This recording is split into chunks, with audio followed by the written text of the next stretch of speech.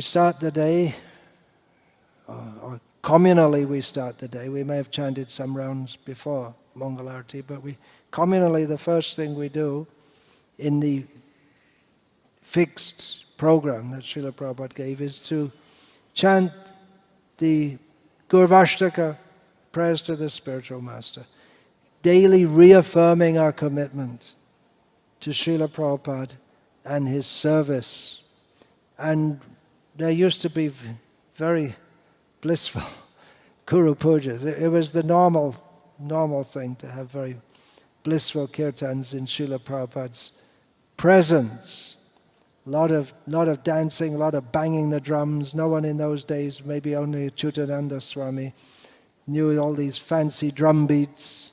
Even no one knew anything how to play the kirtan. 1, 2, 3, 1, 2, 3, and bum bum bum bum bum bum, and that was it. Nothing else.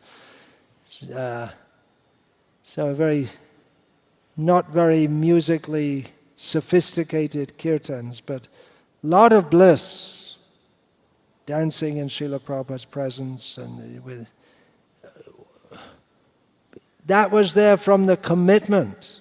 Devotees were, just as Srila Prabhupada fully gave himself to Krishna, set the example, and he expected his disciples to fully give themselves to Krishna, and then the expression of happiness, it comes out automatically. The devotees are dancing, and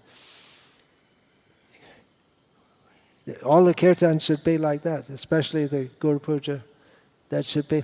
But that will come if the devotees are fully giving themselves to Krishna and Srila Prabhupada. Then automatically that feeling of happiness, Krishna will reciprocate, Srila Prabhupada will reciprocate, and our hearts will be full of happiness, and we'll be dancing